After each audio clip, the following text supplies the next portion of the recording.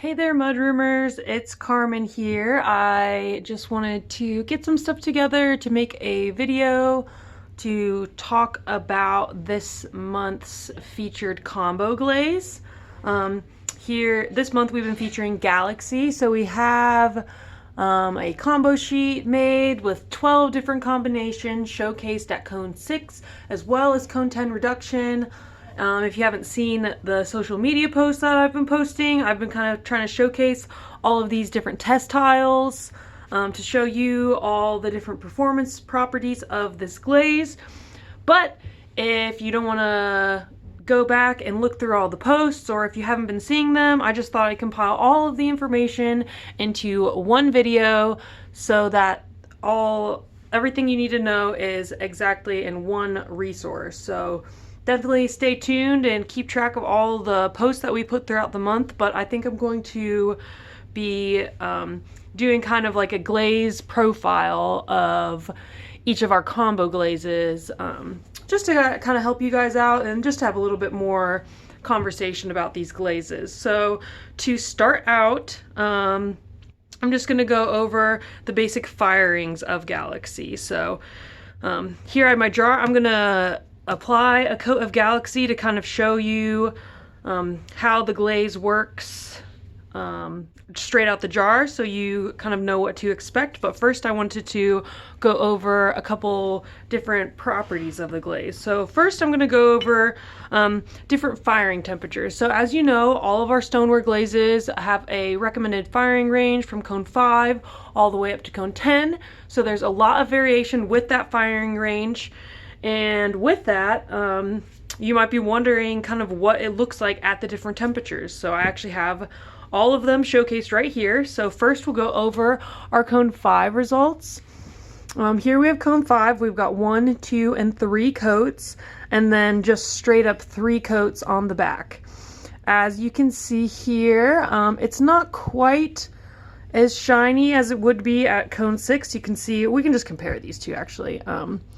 So we have a little bit more gloss at Cone 6, as well as these crystals smooth out a little bit more. So you always have a bit of texture with these big crystals here, but you can definitely feel it a lot more on the Cone 5 than the Cone 6. So that's not honestly super surprising to me. Just more heat work is going to create more gloss in your glaze. And a little bit more melt in your crystals. You can see here with the crystal comparison, you have quite a bit more crystal bloom here than you do here. You can definitely tell that this glaze is a lot stiffer at Cone 5 than it is at Cone 6.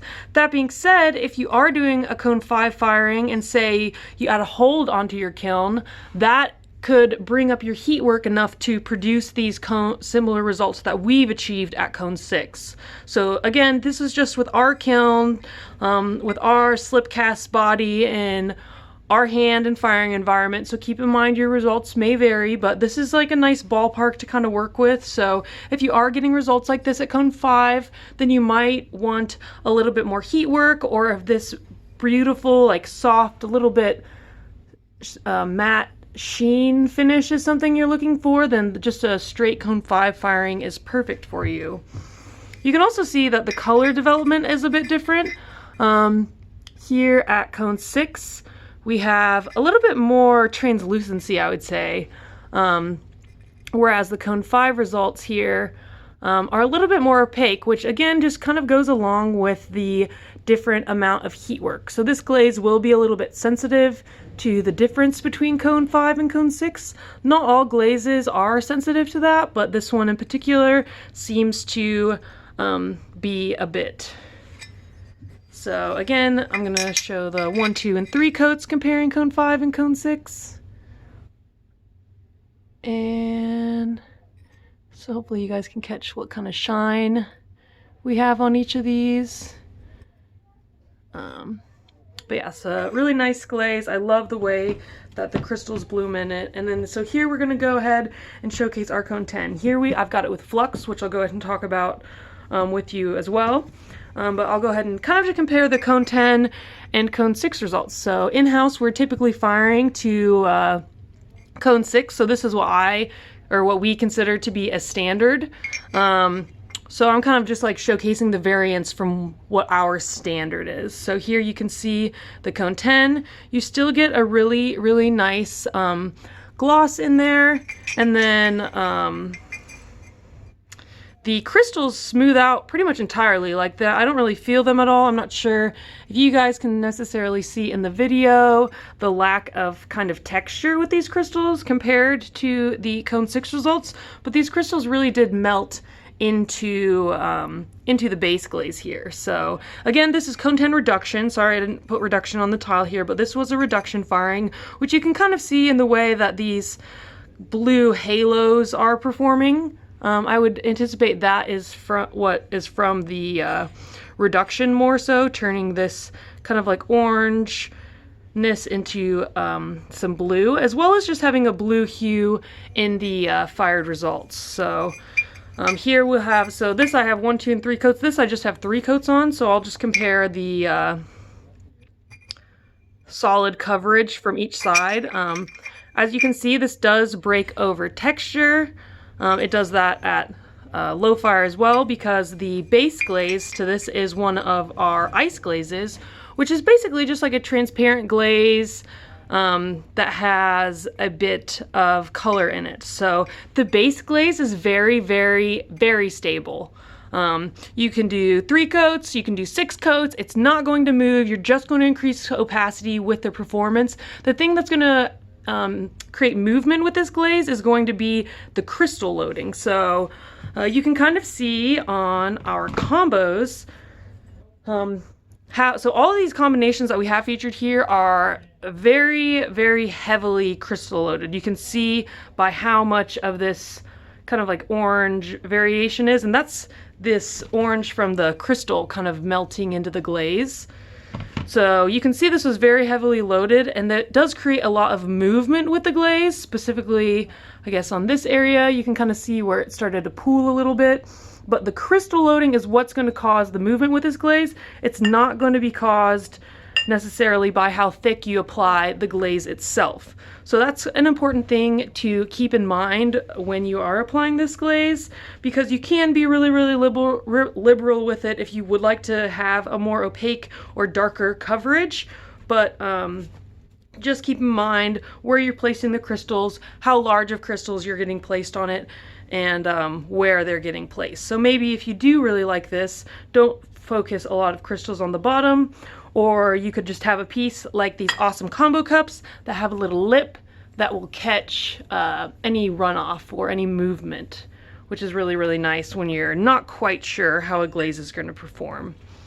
And then we can go ahead and talk about the Flux results. So here we have our Flux. It's 401 on this side and 402 on this side. So we have light flux and dark flux underneath SW-156 fired to cone 6. So I applied 2 coats of light flux, 2 coats of dark flux, and then I applied 3 coats of Galaxy to the tile. And you can see the difference between here is very, very subtle, mostly because the base glaze, charcoal, is not a very reactive glaze. Like I said, it is basically a clear glaze with a little bit of color in it. So this will influence a little bit of the movement, but you're not going to really create a lot of color variation. And you can see how it does definitely make the crystals move more, which is not surprising. And then on this side, we have a similar test. We have light flux, dark flux over SW-156. So I applied 3 coats of 156 and then 2 coats of each of the fluxes. Here, this almost makes even less of a difference than this makes. This being underneath it really makes that glaze slide down over top of the flux, kind of leaving a little bit lighter glazed area here. Whereas this, the flux melts down on top of the glaze. So you can kind of see some of this brown stuff here. That's going to be the dark flux. And the light flux, you can't see any specks of it, but you can see how it lightens the glaze up here and then adds movement to your crystals. And then at cone 10, we have our light flux and dark flux. This is over top of 156, so I did 3 coats of the Galaxy, 2 coats of Flux, 2 coats of light flux, 2 coats of dark flux. And this light flux shows up a little bit more than it did on this tile, actually, which is kind of surprising. But it does create a little bit of variation, and you get some blue variation here, which is really nice, instead of that brown, which the blue kind of goes with the crystals. And then you do get the crystal movement, which you would anticipate at cone 10 anyways. So this is Flux over top of Galaxy at cone 10, and this is Flux over top of Galaxy at cone 6. And then I have it here showcased on top of some different clay bodies we'll kind of go over. Here I've got it just on a speckled brown. The glaze fires pretty well over top of this. There's not really a lot of adverse texture. We did do a 10-minute hold on this kiln here, just to help alleviate any pinholes.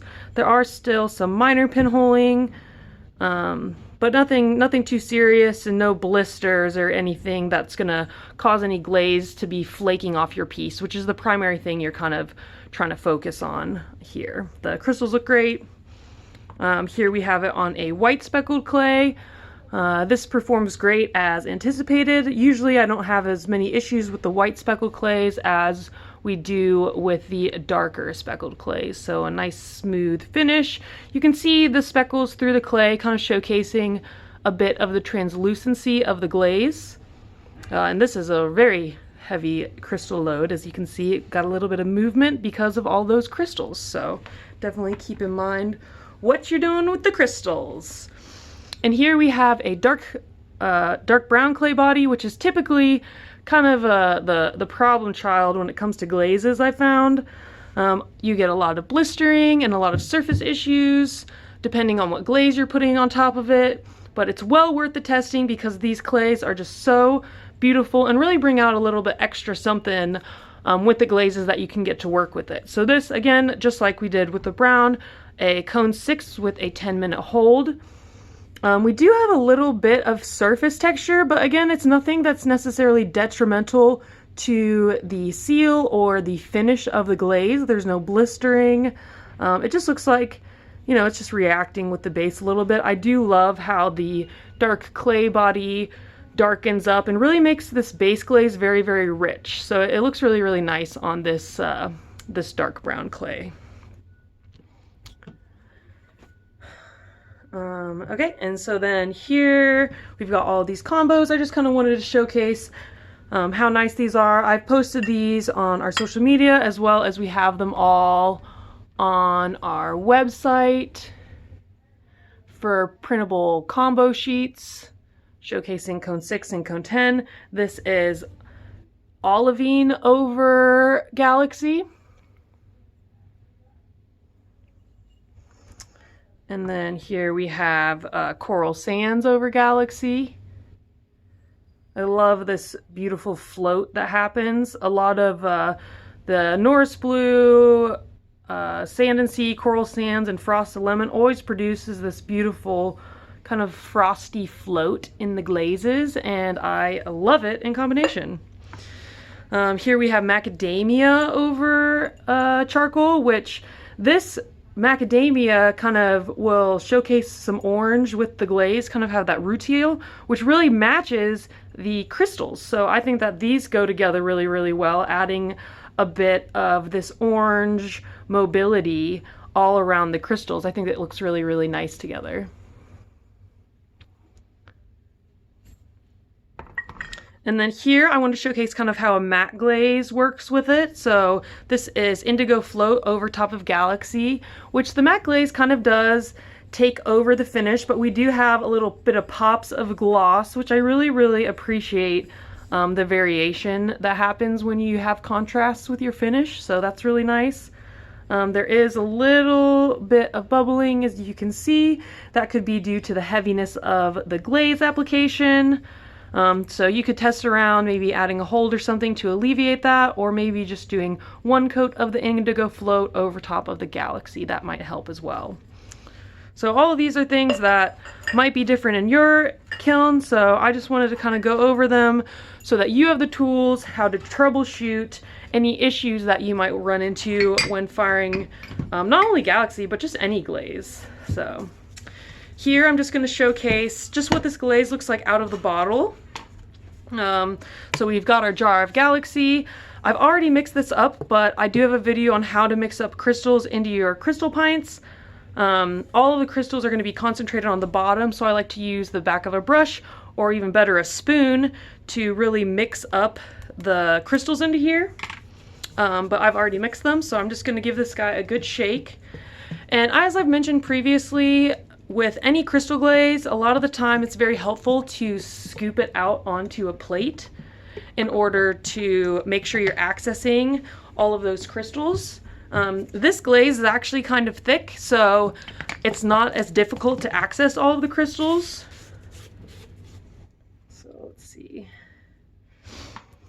So I've got my glaze mixed up. I'm going to stir it with my brush, and as you can see, a lot of these crystals really stay suspended in this glaze.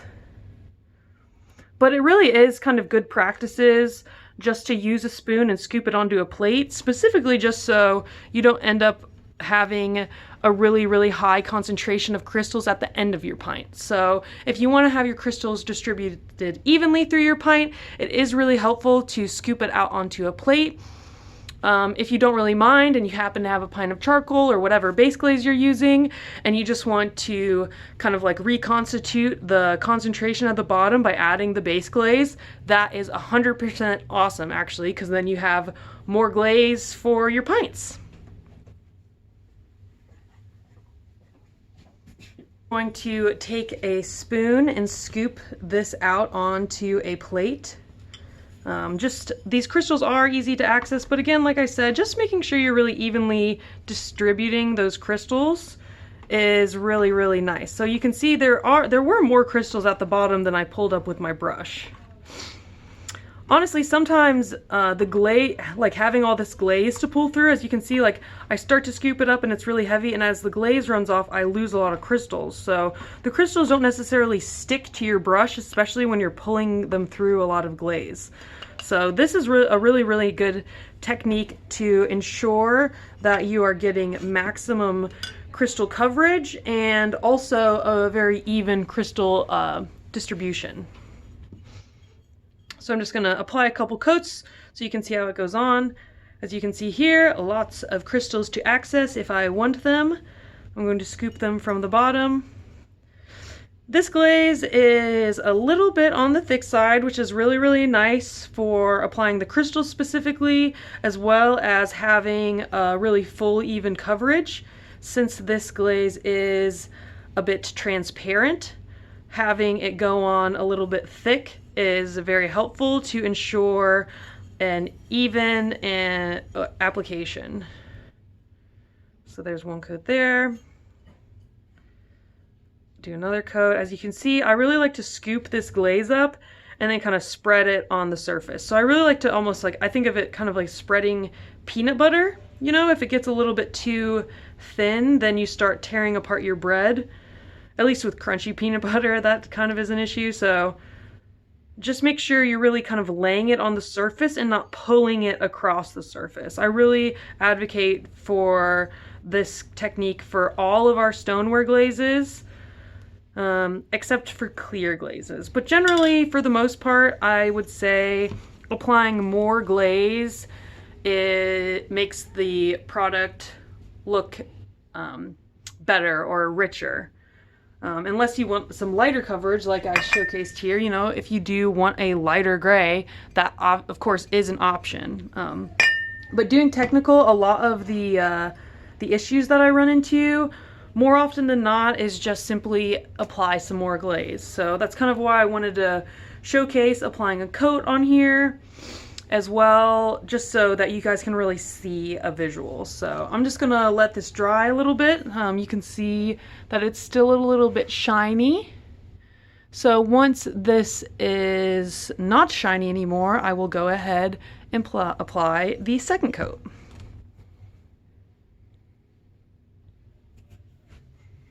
All right, it looks like we've gotten our first coat to dry a bit. With these crystal glazes, you are going to have a kind of concentration of glaze around the crystals, so you don't need to wait for every morsel to be dry. But as long as the majority is dry, then you're good to go. So I'm going to continue kind of scooping up that glaze, spreading it around like peanut butter.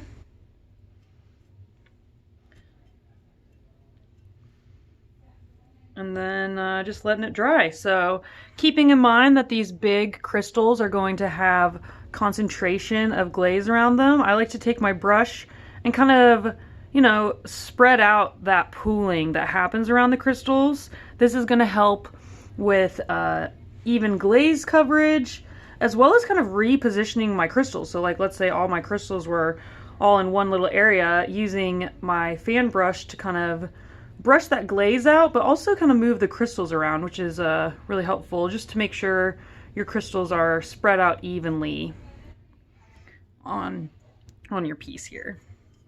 And then we'll do the back.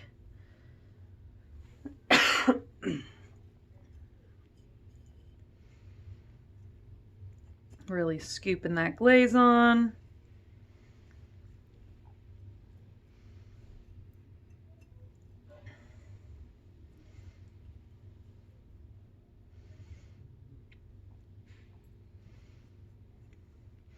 And making sure our crystals are nice and even. So that is coat 2 for Galaxy. I'm gonna set this down and let it dry, and then I'll come back and do a third. All right, so we're back here for our last coat. This is mostly dry again. The pooling around the crystals is a little bit glossy, but I'm going to go ahead and apply more glaze. This glaze goes on pretty thick, so I'm really not worried about anything being glaze starved, as well as the fact that I am a heavy glazer. So I'm getting a lot of crystals here, so I'm just gonna dip into the top of this pint, you know, get a little bit more glaze on my brush. Got a little bit too much glaze on my brush, put a little bit on the back here. So here we go. This side has a nice even distribution of crystals. And then on the back,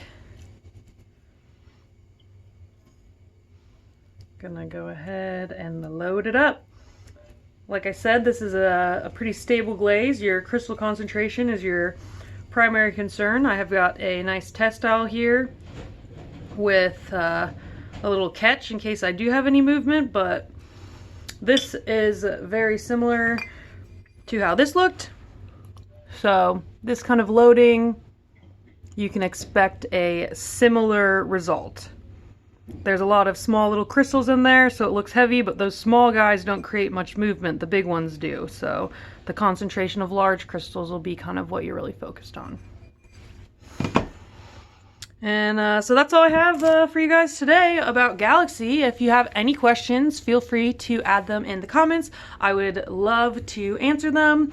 If you like this and want to see more glaze profiles, please let us know as well. We're working on how to best serve you guys in the new digital age where we can't interact face to face. So any suggestions are certainly welcome. We love hearing from you guys. And yeah, so happy glazing. Thanks so much for tuning in.